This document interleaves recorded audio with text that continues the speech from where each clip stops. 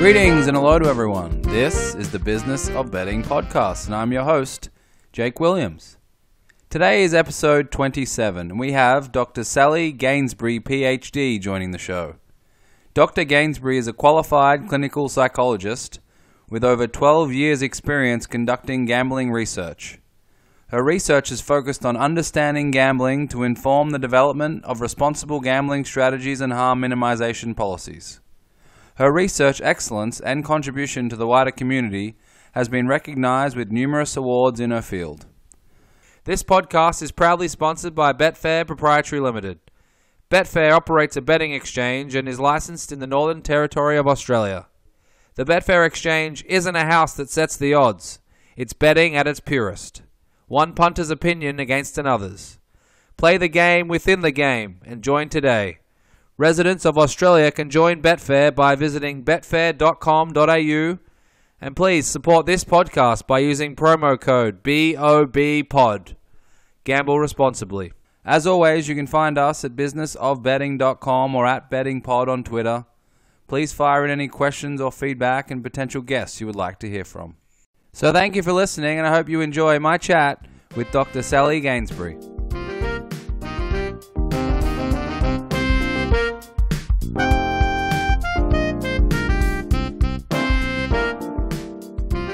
Today, I'm joined by Dr. Sally Gainsbury, PhD from the University of Sydney. Sally, thank you very much for joining me. My pleasure, Jake. So, Sally, you're a clinical psychologist. I'm certainly not even close to that level of education, so I would certainly appreciate if you could just give myself and I guess some of the listeners a little bit of understanding about what it means when I say clinical psychologist. Well, a clinical psychologist is an additional expertise on top of psychology training. So I've actually done a Bachelor of Psychology, a PhD in psychology, and a Doctorate of Clinical Psychology. So it does add up to a few years at university. But what it means is that I have the experience and accreditation to treat people not who are just suffering from various everyday psychological issues, but people who really do have more serious gambling and other types of mental disorders. However, I will mention that although I am trained as a clinical psychologist, I'm actually in a research-only position at the moment, so I'm not currently practicing. So what made you get in or focus on gambling? Was it you started out with psychology and you found your way towards gambling, or were you involved before that and had an interest or even a brief interest or involvement in gambling?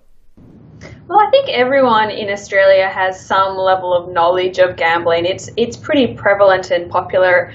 So around the time I was starting my Bachelor of Psychology, I was actually working in a bar, making money as you do, and I was in charge on some nights of the pokey rooms and of the TAB. So I was there working away for my $15 an hour and seeing people put tens and hundreds of dollars on the dogs on a Tuesday night or in a poker machine and walking away without anything.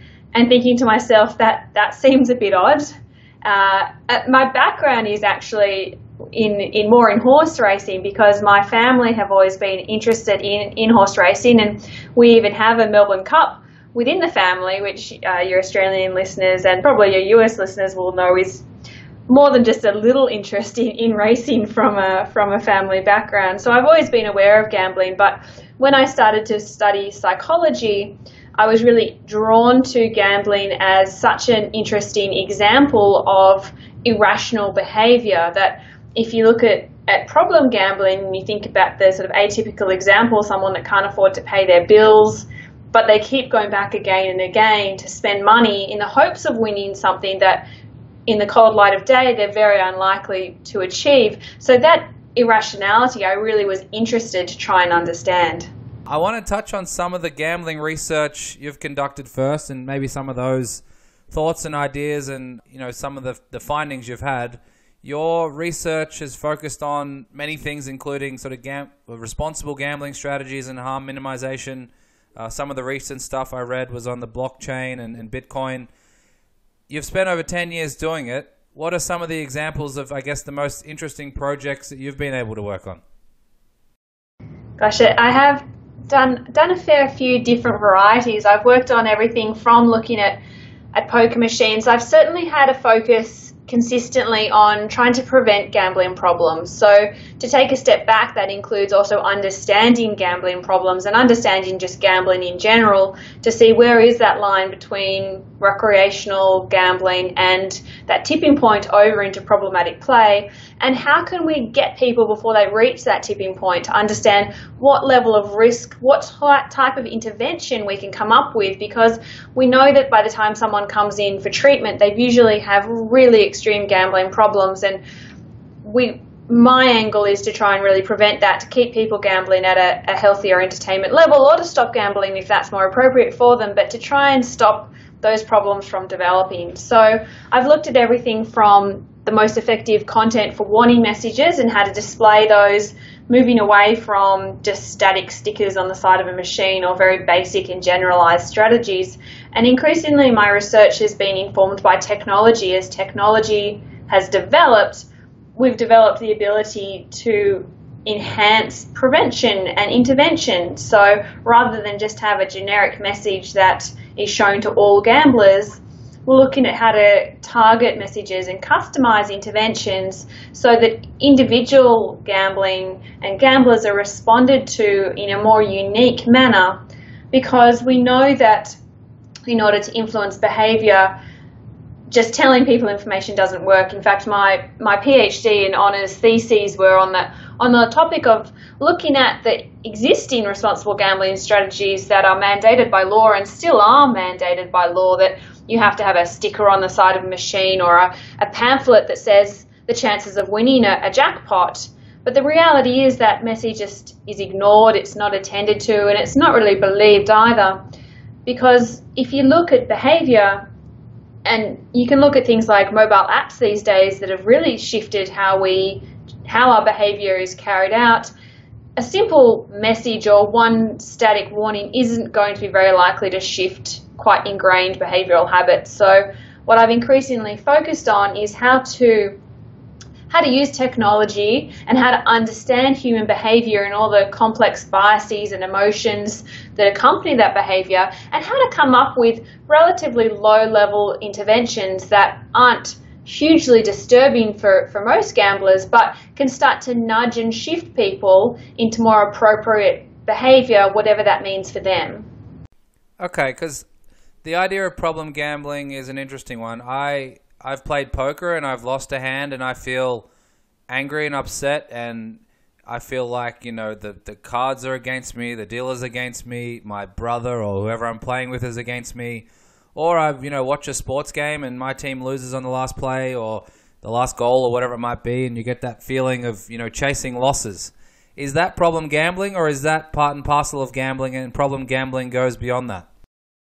Yeah, it's a really good question, because we don't have a great understanding and definition of problem gambling, except for the very extreme end. We can say something like, if you are hiding your gambling, if you're being secretive, if you're stealing or borrowing money, if you're neglecting other important activities of your life, and if you have financial difficulties, that's all problem gambling. It's the preoccupation with it, which is somewhat of a difficult thing to say, because if, for example, you're a professional gambler, you could arguably be thinking about gambling a lot, but that doesn't necessarily mean you're a problem gambler. But if you really have difficulty controlling yourself, if you try and stop gambling or try and cut back, but you find yourself unable to, maybe it's beyond your control. So it's more than just one criteria or one feature. It's really when there are a few different features, and individuals can often tell themselves if they have a problem, but there's a huge problem with denial or that self-talk that, oh, it's not really a problem, or if I just win, then it won't be a problem. Yeah. That gets in people's way. And the other thing about gambling is it's often called the hidden addiction, because it's unlike alcohol or substances. When you go home that you could see someone's visibly intoxicated, there's no way to know if someone's been gambling. And there's often, we see when people do have really extreme problems and finally come to seek help, that's often at the behest or insistence of someone else who's finally discovered this gambling, by which stage quite irreparable damage has been done to relationships and trust, not to mention finances. So, but what we need to start shifting is away from just focusing on that problematic, because that's really a small proportion of gamblers, and it's a really important group to think about. But we need to also think about what is risky gambling. So that idea of beating yourself up the next day, or waking up on a Saturday and thinking, oh, seeing ATM receipts on the floor, I didn't really mean to do that. I didn't really think about it. It wasn't planned. Yeah. Just feeling bad about it, and certainly, that emotional toll that it takes. And it's interesting that, there's professional poker players or professional gamblers who spend, thousands of dollars or tens of thousands sometimes, and sort of can think about beating themselves up. Well, for some people, just losing $10 at bingo can be really emotionally upsetting for them. And that's why it's such an individual level. There are no sort of standard drinks. We can't say that there's 2 drinks, that's an appropriate level for women or for men. It's such an individual level, and it really depends on how the individual responds to the situation, whether that be the losses or the wins, because for some people, winning is what's really problematic, because then they think, I'm luckier, or I've got a strategy, and they go back again and again without being able to replicate that. So what about the person or type of person? How do you box the person who might go to the casino every 3 months, and when they do go, they might want to spend $50 or $100 and they spend $400 or $500, and then they don't go back, they don't think about it for 3, 6, 9 months, and then, they'll have a footy trip, or they'll have a bucks party, or whatever it might be, and then at the time they're faced with it, they'll have an isolated problem, or whatever you want to categorize it as, but then for the rest of their functioning life, they're fine, and they can, keep paying the rent, keep paying the bills, but somewhere deep down or underlying, there's a piece of an issue, I guess you'd call it. How do you categorize those or think about those type of people? Because I think we all know them, or, there's people out there that can absolutely control it, and then when whether it's drinking or gambling or whatever it might be, then it turns into something that's at a level that's not necessarily fun. That's right. And I think that we can get away from how we categorize or diagnose people, because I think that problem gambling to some extent lies on a continuum, and anyone can move along that. And we do actually know from research, if we look at longitudinal studies, we ask people repeatedly over time the same questions that we use to diagnose or to classify people. People do shift around. That's really common, that people are potentially more or less at risk at any particular point in time, because it is really dependent on what they're doing, on the stage of their life, on how much money they have, on their other responsibilities.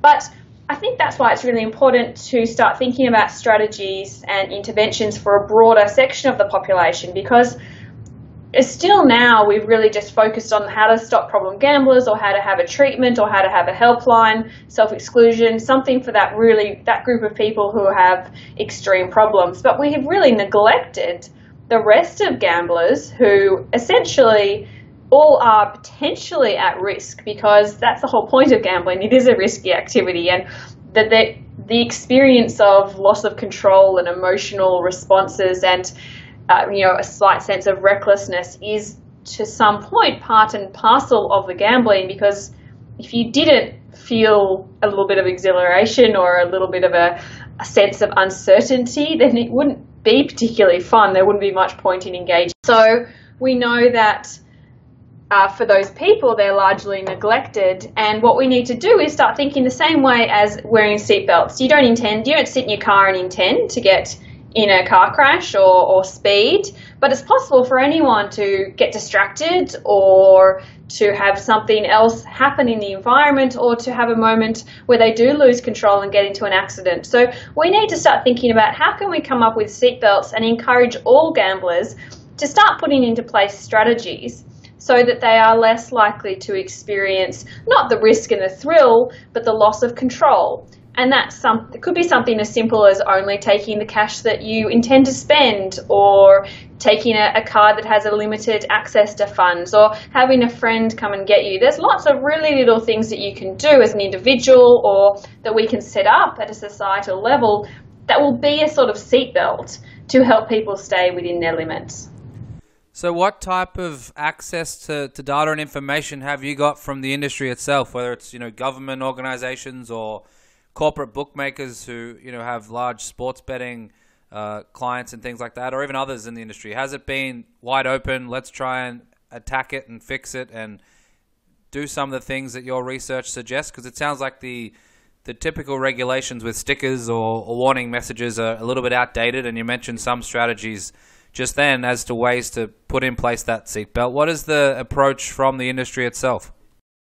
Well, one of the reasons that I do enjoy working in the field of gambling is it is highly applied. So I often have the opportunity to make submissions or speak with regulators and policymakers at a state, at a federal, at an international level. And I do speak also at industry events and with industry partners, whether they be land-based or online operators, because everyone is starting to realise that responsible gambling is important and the current strategies are not working. There are certainly pretty large conflicts of interest that have to be acknowledged, and the money that comes along with gambling, and that includes problem gambling, has to be recognised as something that does influence the approaches that are taken. And it is a balancing act, because we don't necessarily want to put in strategies that are going to disrupt the gambling industry to the extent that recreational gamblers are, turned away essentially, but we still need to come up with something that's a balance. So I have worked with the various stakeholders, and I'll continue to have the conversations, because essentially there's not much point, I think, in me sitting in a university and doing research and writing academic publications if I don't try and take that knowledge and the learning and the development of knowledge that we have over time, because the ideas that I'm discussing today I didn't necessarily have 5 years ago. So it's about learning and looking at developing and updating various strategies and having those conversations, but also pushing for change, because that does happen quite slowly. And I think that the industry have a responsibility to go further than what is just legislatively required of them, to try and learn and understand so they can protect their customers. A quick note from our friends at Betfair. Ready for a different way of thinking? Unlike other operators, Betfair wants you to win. On the Betfair Hub, you'll unlock market-leading insights, strategies, models, and more. Master the game within the game. And join today at betfair.com.au with promo code BOBPOD. Please gamble responsibly. So one thing I don't understand, and I hope you can help me with, is the attraction to slot machines or poker machines. I've been to Vegas, and you walk around and they're everywhere. If you go to a bar or a pub in Australia, you'll see them. And quite often there's a lot of people playing, and it seems like, a video game. And I don't know how true this is, but I heard maybe 10 or 15 years ago that if you played on, an average slot machine or a poker machine for 24 hours a day for 14 days in a row, you'll recoup 80% of your money or something like that. So you basically guaranteed to lose. So have you figured out what it is that attracts people to those types of machines, and why are they so popular in general society? Yeah, well, they are popular. So in Australia, poker machines are the 4th most popular type of gambling, but they make up 2/3 of all gambling revenue, or expenditure rather. So although they are popular, they are not popular amongst the whole population. So there are different groups of people who play poker machines, but what they are is they're a great example of a habit-forming product. So poker machines actually work on an intermittent or a random reinforcement schedule. And what that means is that each time you press the button, you're not quite sure what's going to happen. So you likely experience small wins over time, and that might actually be a win that's less than what you're actually bet. So you might bet $3 and win $1.50, and the machine will still celebrate that as a win. So the experience that you have as a consumer is positive. You're seeing flashing lights and you're feeling that sense of satisfaction and achievement. But what keeps people coming back again and again is the potential for anyone to win. You don't need to have any background in education or be from any particular training or any particular group or lot in life. It's a great equalizer. A poker machine could potentially be won, the jackpot can be won by anyone because of that random reinforcement schedule, and you never know, it might be the next press of the button. And that's what gets people to stay, although they might experience losses over time. they see that almost as an investment because unfortunately people don't understand that the machines are random. They think they have, particularly gamblers and problem gamblers, do have irrational thoughts. They think they're more likely to win. They have a strategy or a skill. We call that illusions of control.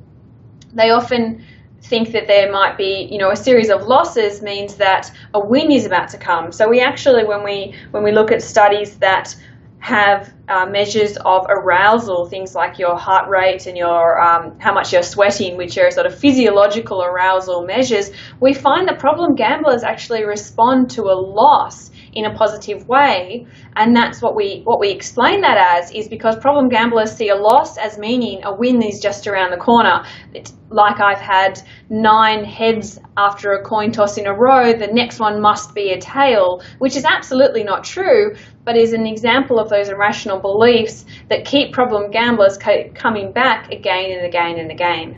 And that's why one of the first things we do in treatment with people who do have gambling problems is we explain the mechanisms of how poker machines actually work. We explain the random reinforcement schedule, and we explain that although the win rate or the return to player might be 87% or 90%, that means over the lifetime of the machine, and the lifetime of the machine is not 2 weeks, it might be 20 years. So every time you sit down, the longer you are to play, the more likely you are to lose over time. So how does the industry, or your industry especially, balance that, the idea of wanting to stay to play and some of those cognitive aspects of it with the idea of problem gambling? It seems there's an inherent sort of contradiction there, and maybe you can argue it's the same for sports betting, where there's a percentage takeout and it's very difficult to win, but I would maybe argue that there's a little bit more of a luck factor, and it's a little bit different to a machine that's configured to A, keep you to stay gambling, and B, has probably a mathematical edge, or it's configured to take out a certain percentage over time. How do you balance that contradiction? It seems like it's a difficult one. It is a difficult one, and the reality is in Australia and in many parts of the world that gambling is legal and it's allowed as a recreational activity, and it's also a highly regulated activity. So we know exactly what the payout rates are of poker machines because they're all hooked up and centrally monitored. The venue can't go in and flick a switch and change it. The operator can't make a machine pay out more or less. So they're all monitored to ensure that they're fair, but that depends on how you define that fairness and that randomness of the schedule. So what needs to be done is greater efforts to actually inform consumers, because it's not really fair if consumers don't understand how a product works, but they expect to be able to pay or play it. So I think we need to do a greater effort at actually teaching people about how machines work and what their expected outcomes should be. And that needs to be more than just making that information available, having a brochure in the venue, or having something available online if someone decides to go and look it up. We need to do a better effort of actually teaching people about the machines. But even if you don't understand how the machines work, to encourage people to have their own limits. So to decide how much they want to spend, what's affordable to them, and actually have a way to help them stay in control of that, whether it be to set a limit or to limit the access to additional funds that they can access. And there have been some efforts towards that in terms of removing ATMs or limiting how much cash you can actually access within a venue. But there's certainly, it could be argued that further efforts could be taken to help people stick to their limits and work out what is actually affordable for them. I want to touch on one more thing with regards to advertising. I follow a lot of the sports betting companies with advertising. It seems relatively, I guess, there's a lot of comedy involved. There's a lot of, videos and different other things to get people involved with some of these gambling sites. They'll have inducements and free bets and bonuses and things like that as well. And then they'll have every now and then a message that, you should control your gambling, and if you need help, you should call this number or go to this website. What's the best way to sort of balance all of that? Because it seems like they're bringing people in, bringing in the free bets, the bonus bets. Recreational gamblers, by definition, are there for entertainment. How do you approach, I guess, in your field, the advertising component? Yeah, advertising is a really interesting issue, and social media in particular.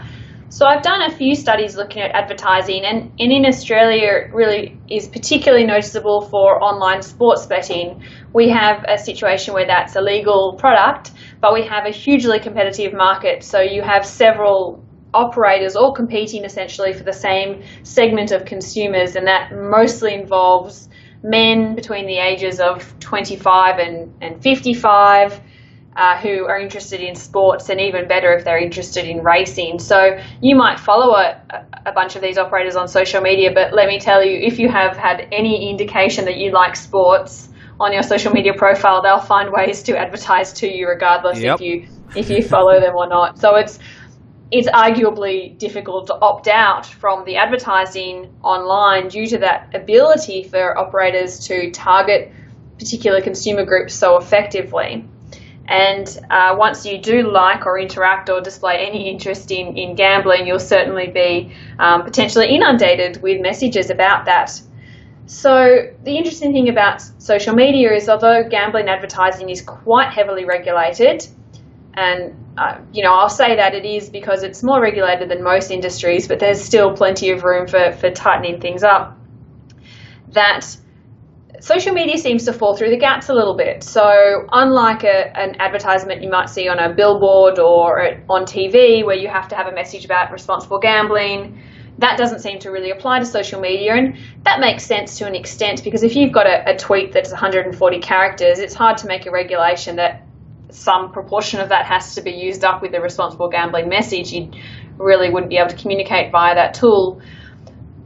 So we've had this situation where advertising has now changed. It's moved away, particularly on social media, and we've done a study. We actually did an audit. We looked at 101 different gambling companies on social media in Australia, and we found that a lot of the content wasn't directly about gambling. There certainly was gambling content that companies were saying, here are the odds, or don't forget about this particular prize draw if it's a lottery.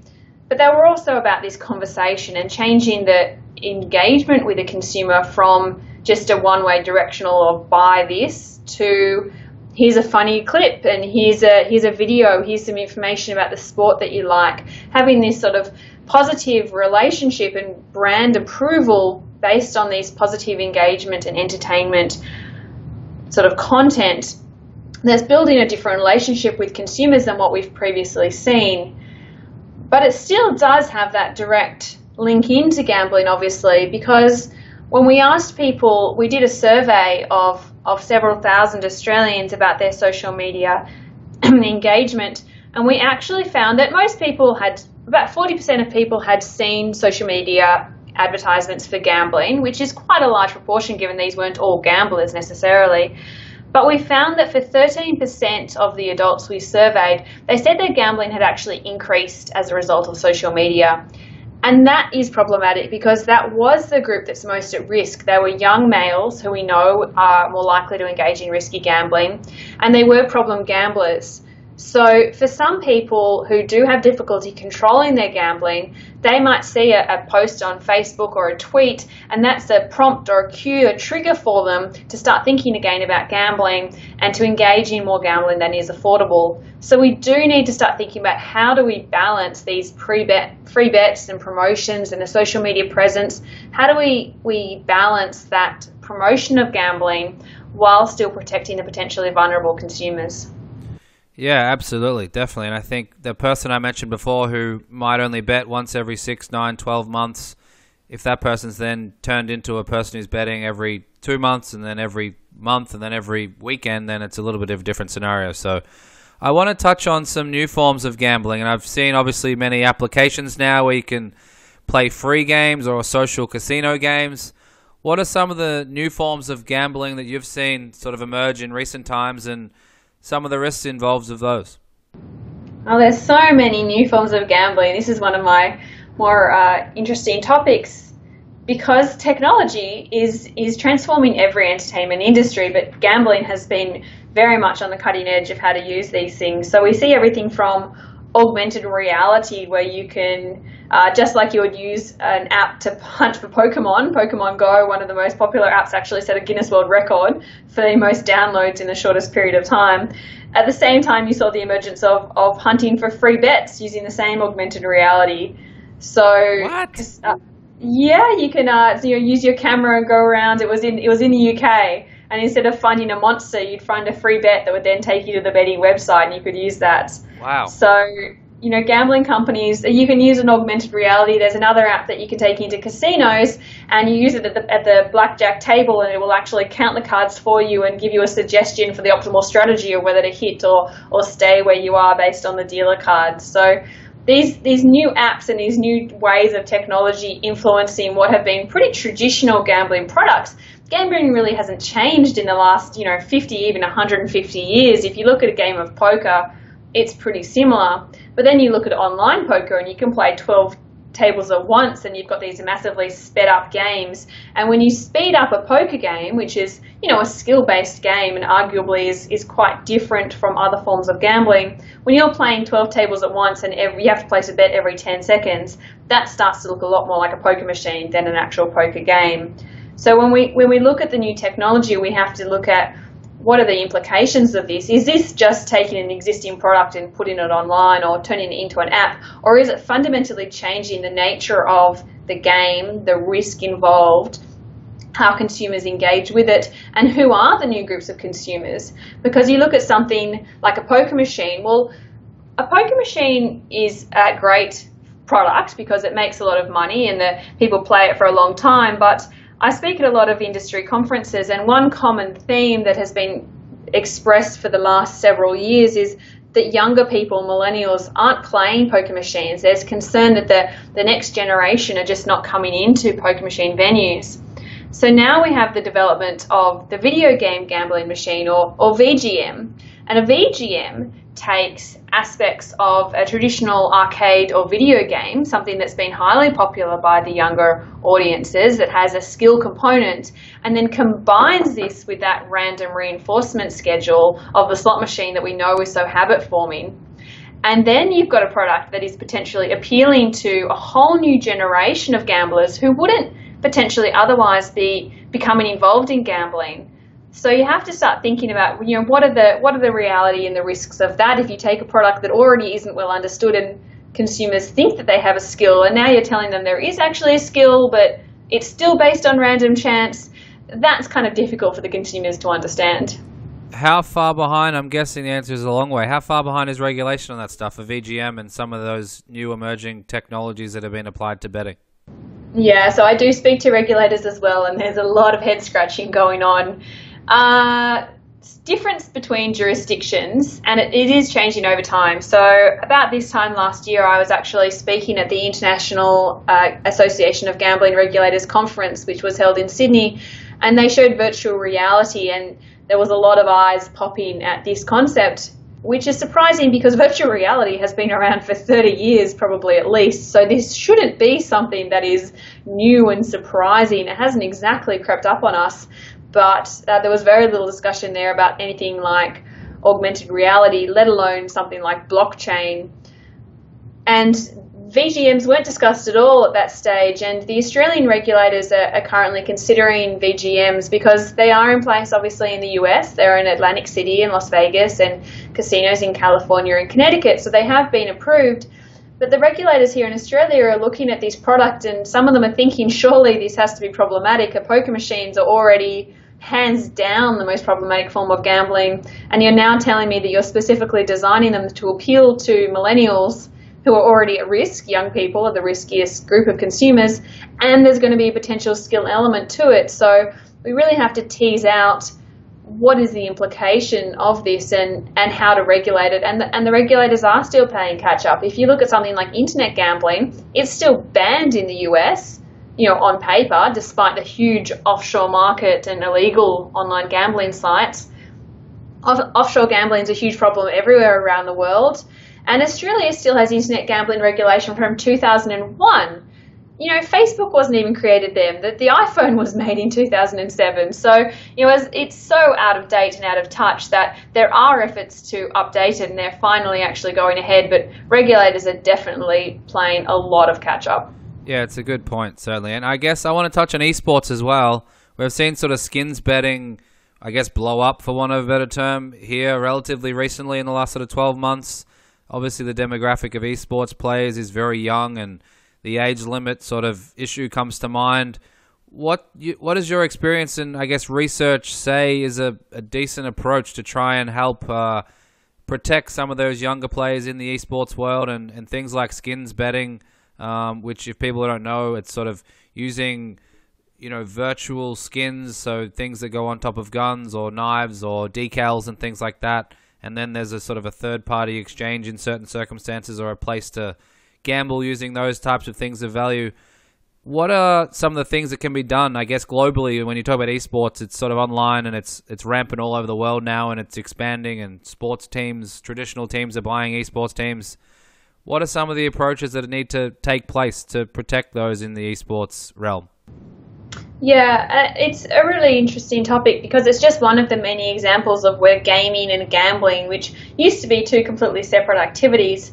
For skins betting, it is really problematic because that's completely unregulated. It's occurring in illegal gambling sites that have no age verification, and there's nothing to say whether the sites are operating fairly or not. They might be taking consumers, those skins have a monetary value.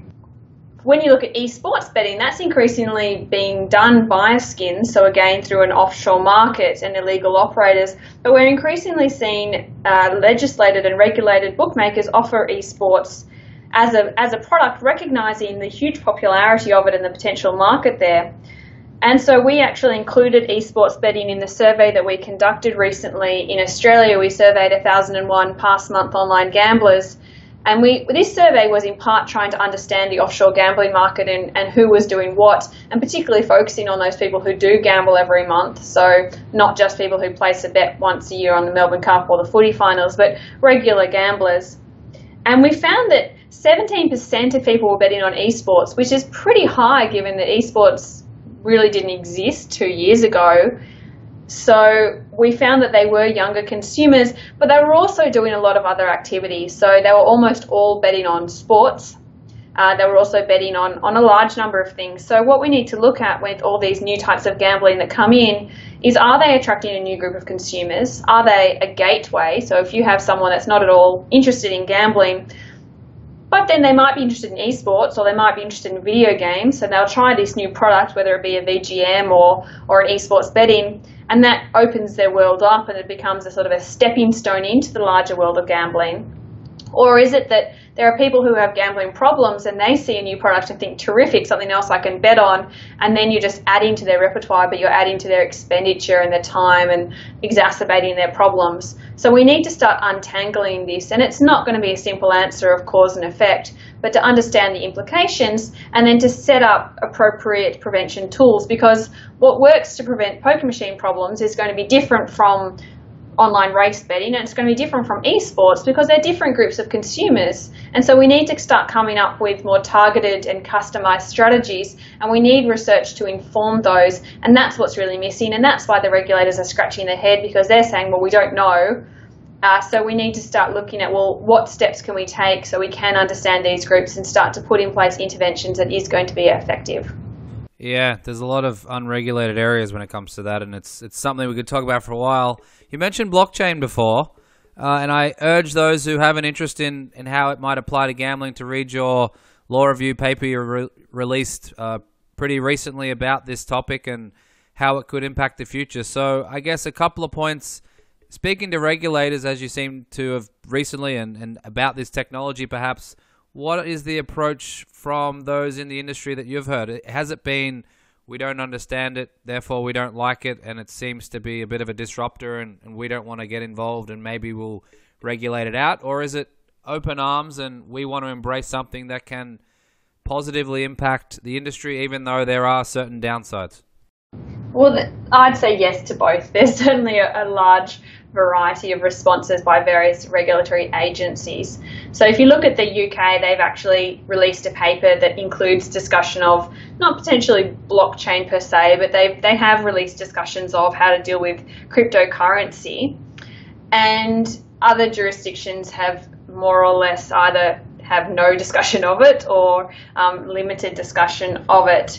But there are jurisdictions in Europe that have, for example, legalized gambling and regulate the use of cryptocurrency.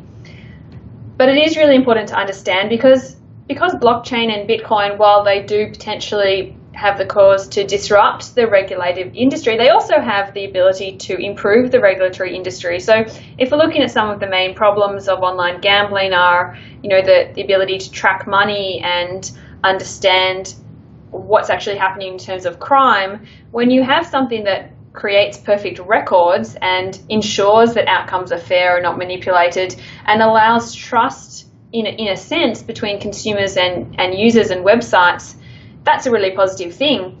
And if you look at how many different online gambling sites there are that essentially provide the exact same service, there's really no need for that many thousand gambling websites. If the consumer can trust a gambling website because it's based on blockchain technology and thus is fair in its determination of outcomes and the currencies are all fair and regulated, you can actually see a reduction in gambling websites and a move away from some of those less reputable sites that are more likely to potentially cause harm for consumers, whether that be in fraudulent activity or just a lack of consumer protection measures. So if we can continue to legitimise the gambling industry, create stronger protections for consumers for the variety of different needs that they have and that regulators can use for their record keeping and to keep track of things, that surely is going to be a positive contribution to the industry.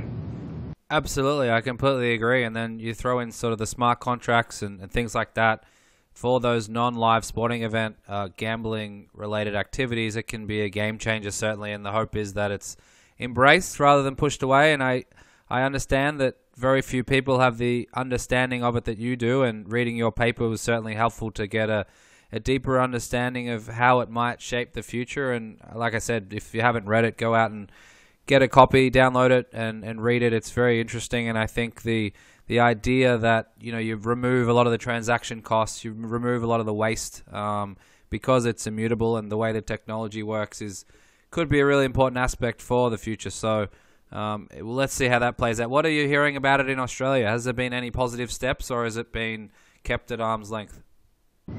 There certainly is discussion about blockchain and Bitcoin in Australia in the various industries, and it's a really exciting area because it's so cross-sectional. It is going to change every industry. At a regulatory level in Australia, to be honest, they're still working out how to make self-exclusion work, so I think that blockchain is a fair way off in the horizon. Yeah, that makes sense, I guess. I'm cognizant of your time, but I got a couple more points I want to touch on. The first one is women in gambling. I always hear, whether it's in Vegas or sports betting conferences or whatever it might be, that we can't attract top talent and we can't find products that target women, and women aren't making up enough of our sort of revenue base. What would you say to that? So I think that gambling has traditionally been pretty targeted in terms of a limited consumer group, and that's been historically fine. But as society is becoming increasingly diversified and have a lot more entertainment options, all of a sudden gambling operators are starting to look around at the consumer groups they could potentially be tapping into and looking at, esports is a great example of that. These are individuals who were not even remotely interested in traditional gambling products, and they're now being brought into the fold after gambling operators recognize just how many of them there are and how much of an important consumer group that there is. And unfortunately, we're also being able to reach younger and younger gamblers. So you look at something like social casino games that have no age limit on them, and you think about why are the companies that run those games, particularly the companies that are owned by gambling operators, why are they allowed to be played by adolescents and young people? It's a really interesting area to look at given the lack of regulation in that gaming world, despite the increasingly blurring lines with gambling. So every time you bring in a new consumer group, and you see that with the diversification of slot machines and the new products being created to appeal to broader groups of consumers, things like video gaming machines specifically designed to be appealing to millennials, you have to start questioning, are we equipped in society to deal with the increase of gambling amongst this cohort? Will they respond to the existing prevention and treatment programs? Are there additional steps that we need to take to protect the various groups of consumers? Okay, interesting. And one last one. I I've thought about this more and more and more as I've read about the sort of research papers on gambling and things like that. But why aren't we teaching gambling in mathematics classes or in, high schools? And I mean, besides maybe Prisoner's Dilemma you might find, or some reference perhaps to gambler's fallacy, and more now so with some of the new research about things like recency bias and some of the more cognitive biases that occur and how they apply to gambling. You might hear some stuff about regression to the mean perhaps, but in general it's very unusual that there's any type of gambling classes in schools, yet it's very common in many parts of the world. Do you think that'll change, or should it change, or is anything being done to try and get more widespread understanding so that some of these things that can be put in place will be understood? It's a really interesting question, and there's no clear answer. I mean, historically, as you mentioned, gambling has been included as a way of teaching mathematics, but there's increasingly been movement away from that, and it goes back to really archaic thoughts about harm minimization, back to the idea of don't teach safe sex practices in schools, because if you tell year 10 kids about safe sex, they'll realize they can have sex in the first place. Oh my goodness, because It never would have occurred to them otherwise unless someone mentions it to them in a really awkward conversation. Right. So the same sort of attitude has been taken in terms of gambling. If you talk to kids in school about gambling, they'll realize that gambling is something that they can do, and they'll start to engage in gambling. But A, that's completely ridiculous, because we're online now. Kids know everything well beyond when they're taught about it in schools. But there's still there's a really sort of archaic approach taken towards the education. But on the flip side, there's how do you go about educating them, and what do you tell kids? And we do have an increasingly crowded curriculum and issues within schools. So research actually suggests if you ask parents and teachers what they're concerned about in terms of their adolescence, gambling is it's about second to last on the list. There are so many issues that parents and teachers are concerned with, and at the top of the list are things like cyberbullying these days and appropriate use of the internet and social media. Drug use doesn't even come up as a top issue. So the idea of, well, where do you actually fit this into a curriculum when you've got kids that are increasingly crowded in terms of their capacity to include new subjects? But even beyond that, teaching people about statistics and odds. So, for example, I mentioned that one of the things we do with problem gamblers is teach people how gaming machine works. But unless you do that in an appropriate way, just telling people the stats and statistics about gambling has pretty much zero impact. There actually was a research study where a group of researchers took university students and taught one of them a class about gambling, statistics specifically, and they all did exams and understood the odds. They had another class that they just taught general maths to, and there was zero difference in gambling behaviour, because, as you say, you can have these ideas and you can have your limits and you can understand in the cool, calm light of day, but you walk into a venue and that completely goes out of your head because you get caught up in the flashing lights and the thrill and the falling of coins. So just teaching people statistics in school is not going to solve any problems. What we can start doing, though, is start to put some of those psychoeducations into schools. So my team here at the University of Sydney Gambling Treatment and Research Clinic are actually developing short videos and animations that we can take for adolescents in school and for early adults to actually explain to people how slot machines work and how the chances of winning are determined. Some of these psychoeducation techniques to try and address the irrational beliefs that people might have that lead them to gamble again and again, so that young people can still try out gambling, because let's face it, it's a bit of a rite of passage, and as soon as you turn 18 in Australia or 21 and you can get into those gambling venues, often it is something people are going to do regardless of whether we tell them to or not. But if they are equipped consumers, and if they have the ability to have critical insight and reasoning and to keep in check, to understand that these machines are designed to make as much money as possible, and this goes across all types of consumer activities, the same with online apps and online games. If you teach people critical reasoning and the ability to have judgment and to call into question how products are designed for consumers, you give them the skills to be able to make those decisions that they can then stay in control rather than being manipulated or coerced by any product. Sally, this is fun. I had a lot more topics, so hopefully we can do this again sometime. I certainly feel smarter now than I did an hour ago, that's for sure.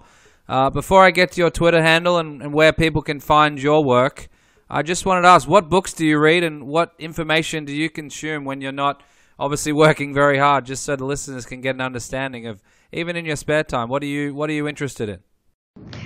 So spare time, not as much of it these days. I do have a dog, so dog walking at the park is my usual activity, but I'm increasingly fascinated by behavioral economics. So that's what I'm reading books at the moment. I've just read The Ethics of Persuasion by Cass Sunstein, and I'm reading about behavioral economics and design products. So I've read Hooked by Design, which is a really interesting book about the development of mobile apps and games specifically, and how that works to get people in using behavioral economics principles. So now I'm reading just almost a textbook about behavioral economics and the design of products, because I really think increasingly that's what's shaping policy. And one of the first things I spoke to you about is this idea that, static messages, they just don't really work. And even informing consumers, as I mentioned, you can teach people a whole semester on statistics, and that doesn't work either. But you can do really small strategies. So you can start to nudge people. And if you create messages that are relevant and customized for individuals and occur at the right point in time, you can actually start to profoundly influence behavior. So at the moment, I'm really looking at how can we come up with really simple strategies that aren't necessarily going to disrupt recreational gamblers, but can start to have a powerful impact across the whole group of consumers towards a positive behavioural change. So that's my current hobby at the moment, if you will, is trying to teach myself without doing a whole nother PhD in economics discipline. Fascinating. Thanks. I appreciate you sharing some of those interests of yours. So Twitter handle, is that the best way that people can reach out and I guess get your most recent research papers when they're ready to be released? That's right. So I'm at Dr. Sal Gainsbury on Twitter.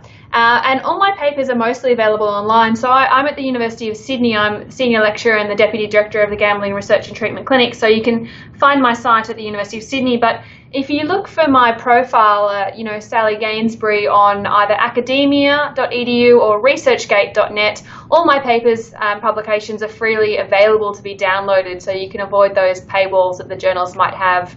And anyone that's interested in having a chat can track down my email address on the University of Sydney website and shoot me an email. I'm always happy to have a chat. That's awesome. And I'll put a link to a couple of the papers that I enjoyed the most, and also the academia link, so that those who are interested can find it relatively easily. Certainly highly recommended from my perspective. Dr. Sally Gainsbury, thank you very much for your time. Like I said, I'm much smarter now than I was before. I really appreciate it, and I do certainly hope we can do this again one day. Absolutely. Thanks very much, Jake.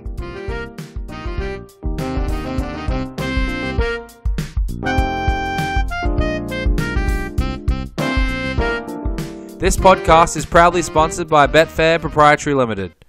Betfair operates a betting exchange and is licensed in the Northern Territory of Australia. The Betfair exchange isn't a house that sets the odds. It's betting at its purest. One punter's opinion against another's. Play the game within the game and join today. Residents of Australia can join Betfair by visiting betfair.com.au, and please support this podcast by using promo code BOBPOD. Gamble responsibly.